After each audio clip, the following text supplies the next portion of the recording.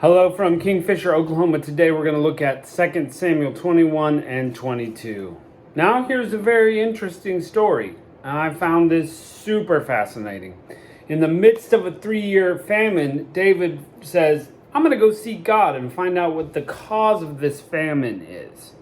And he finds out that the famine in Israel is caused because Saul, who's dead already, killed Gibeonites. And this must be atoned for under the law of Israel, under God's law that he gave. So David allows the Gibeonites to hang several of the descendants of Saul. Blood for blood, perfect justice. Then David makes sure, though, he spares Mephibosheth because he has an oath with Jonathan, Mephibosheth's father, even though Jonathan is dead. And then they collect the bones of the men who were hung and the ones from Saul and Jonathan, and they bury them in Kish, that's Saul's father's grave, and God is satisfied. How many things like this are happening today? Plagues, perils, consequences that we're just like, okay, we'll pay for it, and we just go on right about life trying to fix things, and we don't seek God for what is happening in our life. Maybe it's something that we could fix if we were seeking God out and asking of him what's happening. Might think about that. I'm thinking about that. It's like blowing my mind a little bit, right? That's like 3 years of famine because Saul, who's dead, killed a bunch of guys when he was king. And it was unatoned for. Interesting. Well, the sword doesn't depart from David's house, as God said it wouldn't. And there's more fighting. David is nearly killed by a giant in the middle of the battle because David is older and he's worn out. And here comes the giant. Well, Abishai comes in and kills the giant for David, and they kill several other giants, and David is safe. And they're like, you can't come to battle anymore. This is too much. We don't want you to die. But God is still giving Israel success, and so he's clearing out some of these bad guys from the land. So what do you do when that happens? You sing about it. That's what David did. He made this whole song about all the things God is doing. And actually, we have some songs that come from it. So if you're like me and you're reading through the Bible and all of a sudden in pops to your mind an old song or a new song even that uses the words from Scripture, I think that's pretty cool. And then it's in your head all day. Anyway, let's jump in. Chapter 21. Oh, shout out to my sister if she can text me and let me know if she remembers the songs from our youth group days right in here. Okay. Chapter 21. And there was a famine in the days of David 3 years, year after year. And David inquired of the Lord. The Lord answered, it is for Saul and for his bloody house, because he slew the Gibeonites. And the king called the Gibeonites and said to them, now the Gibeonites were not of the children of Israel, but of the remnant of the Amorites. And the children of Israel had sworn unto them. And Saul sought to slay them in his zeal with the children of Israel and Judah. So, the Amorites were the people they were supposed to kick out of the land. The Gibeonites, snuck in and made a deal.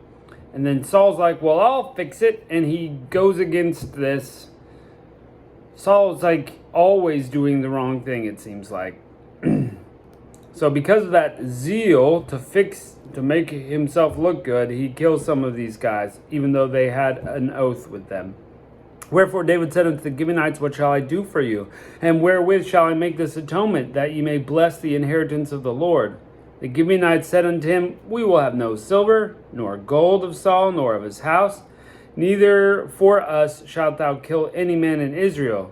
And he said, what shall ye say that I will do for you? And they answered the king, the man that consumed us, and that devised against us that we should be destroyed from remaining in any of the coast of Israel, let 7 men of his sons be delivered to us, and we will hang them up, unto the Lord in Gibeah of Saul, whom the Lord did choose. And the king said, I will give them. But the king spared Mephibosheth, the son of Jonathan, the son of Saul, because of the Lord's oath that was between them, between David and Jonathan, the son of Saul. But the king took 2 sons of Rizpah, and the daughter of Ai, whom she bore unto Saul, Armoni and Mephibosheth, and the 5 sons of Michal, the daughter of Saul, whom she brought up for Adriel, the son of Barzillai, the Meholathite. And he delivered them into the hands of the Gibeonites, and they hanged them on the hill before the Lord. And they fell all 7 together, and were put to death in the days of the harvest, in the beginning of the barley harvest. Rizpah, the daughter of Ai, took sackcloth and spread it upon for her, and spread it upon a rock from the beginning of harvest until water dropped them out of the heaven, and suffered neither the birds of the air to rest on them by day, nor the beasts of the field by night. So she's camping out there overnight at least. Goodness, that seems like a long time to be waiting out there. Those guys aren't supposed to be hanging more than, just getting the job done. That's according to the law. They're not supposed to hang on a tree overnight. And it was told that David what Rizpah, the daughter of Ai, the concubine of Saul, had done. And David went and took the bones of Saul and the bones of Jonathan his son, and from the men of Jabesh Gilead, which had stolen them from the street of Bethshan, where the Philistines hanged them. And when the Philistines had slain Saul in Gilboa. Remember that story? And he brought up from thence the bones of Saul and the bones of Jonathan his son, and gathered the bones of them that were hanged. And the bones of Saul and Jonathan his son were buried in the country of Benjamin in Zelah, in the sepulchre of Kish, Saul's father. And they performed all the king commanded, and after that God entreated for the land. So after that it all had happened and been settled, God fixes this famine. This is, wow, blowing my mind. Moreover, the Philistines yet had war with Israel, and David went down, and his servants with him, and fought against the Philistines. The sword does not depart from the house of David. And David waxed faint, and Ishbi-Benob, which was of the sons of the giant, the weight of whose spear was 300 shekels of brass in weight, he being girded with a new sword, thought to have slain David. But Abishai, the son of Zeruiah, succored him, and smote the Philistine. That means helped, by the way, not like sucker punch. The King James, you know what I'm saying? In being girded with the new sword. Oh, yeah. Abishai, the son of Zeruiah, succored him, and smote the Philistine, and killed him. Then the men of David sware unto him, saying, Thou shalt go no more out with us to battle, that thou quench not the light of Israel. And it came to pass after this, that there again was a battle, and with the Philistines in Gob. And then Sibbechai, the Hushathite, slew Saph, which was of the sons of the giant. And there was again a battle in Gob with the Philistines, where Elhanan, the son of Jereogrium, a Bethlehemite, slew the brother of Goliath the Gittite, the staff of whose spear was like a weaver's beam. And there was yet a battle in Gath, and there was a man of great stature who had every hand 6 fingers, and every foot 6 toes, 24 in number. And he also was born to the giant. And when he had defied Israel, Jonathan, the son of Shimeah, the brother of David, slew him. I guess slaying giants is in the family. These 4 were born to the giant in Gath, and fell by the hands of David his servant. By the hand of David, and by the hands of his servant. Chapter 22. Now the song. David spake unto the Lord the words of this song in the day that the Lord hath delivered him out of the hand of all his enemies, and out of the hand of Saul. He said, The Lord is my rock, and my fortress, and my deliverer. The God of my rock, in him will I trust. He is my shield, and the horn of my salvation, my high tower, and my refuge. My Savior, thou savest me from violence. I will call upon the Lord, who is worthy to be praised. So shall I be saved from mine enemies. When the waves of death compassed me, the floods of ungodly men made me afraid. The sorrows of hell encompassed me about. The snares of death prevented me. In my distress I called upon the Lord. I cried to my God, and he did hear me out of his temple, and did cry unto my ears. By the way, songs like this and the ones that are in Psalms are pretty intense. They've got anger, they've got frustration, they've got all the emotions in them, including calling for the death of your enemies. Very interesting. In my distress I called on the Lord, and he cried to my God, and he did hear my voice out of his temple, and my cry did enter into his ears. Then the earth shook and trembled, the foundations of heaven moved and shook, because he was wroth. There went out smoke out of his nostrils, and fire out of his mouth devoured. Coals were kindled by it. He bowed to the heavens also, and came down, and darkness was under his feet. And he rode upon a cherub, and did fly. And he was seen upon the wings of the wind. Hey, if you find some other songs in here that you know, just put them in the comments. It will be fun to kind of see how many songs we notice here. He was seen upon the wings of the wind, and he made darkness pavilions round about him, dark waters and thick clouds of the sky. Through the brightness before him were coals of fire kindled. The Lord thundered from heaven, and the Most High uttered his voice. And he sent out arrows and scattered them, lightning and discomfited them. And the channels of the sea appeared. The foundations of the world were discovered at the rebuking of the Lord, at the blast of the breath of his nostrils. He sent from above. He took me. He drew me out of many waters. He delivered me from my strong enemy, and from them that hated me, for they were too strong for me. They prevented me into the day of calamity. But the Lord was my stay.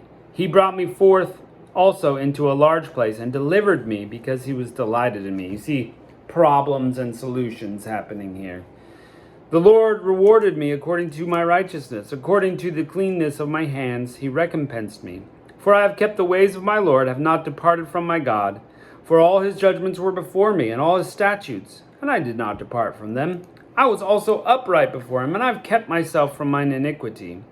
Therefore the Lord hath recompensed me according to my righteousness, according to the cleanness in his eyesight.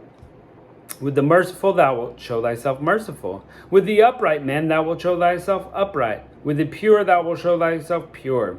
And with the froward thou wilt show thyself unsavory. And the afflicted people thou wilt save. But thine eyes are upon the haughty, and thou mayst bring them down. So all the good attributes come from God. He's got those going on. And all the bad ones, God will do the opposite. If you're, haughty and full of yourself, God is going to bring you down. For thou art my lamp, O Lord. The Lord will lighten my darkness. For by thee I have run upon a troop. As my God, I leaped over a wall. As for God, his way is perfect. The word of the Lord is tried. He is a buckler to all who trust in him. For who is God, save the Lord? And who is the rock, save our God? God is my strength and my power, and he maketh my way perfect. He maketh my feet like hinds' feet, and setteth me upon high places. He teacheth my hands to war, so that a bow of steel is broken by my arms. Now that's power right there. Thou hast also given me the shield of thy salvation, and thy gentleness hath made me great. Thou hast enlarged my steps under me, so that my feet did not slip. I pursued my enemies and destroyed them, and turned not again, until I consumed them. I would have consumed them and wounded them, that they could not arise, yet they are fallen under my feet. For thou hast girded me with strength to battle. Them that rose up against me hast thou subdued under me. Thou hast also given the necks of mine enemy, that I may destroy them that hate me. They looked, but there was none to save, even unto the Lord, but he answered them not. Then did I beat them as small dust to the earth, and I did stamp them in the mire of the street, and did spread them abroad. Again, not sounding very Bible-like here, that they're just stomping the enemies into the ground, but there it is, emotion. You want to see your team win. You want a victory, right? And they have enemies attacking them. Thou hast also delivered me from strivings of my people. Thou hast kept me to be head of the heathen. A people which I knew not shall serve me. Strangers shall submit themselves to me. As soon as they hear, they shall be obedient to me. Strangers shall fade away, and they shall be afraid out of their close places.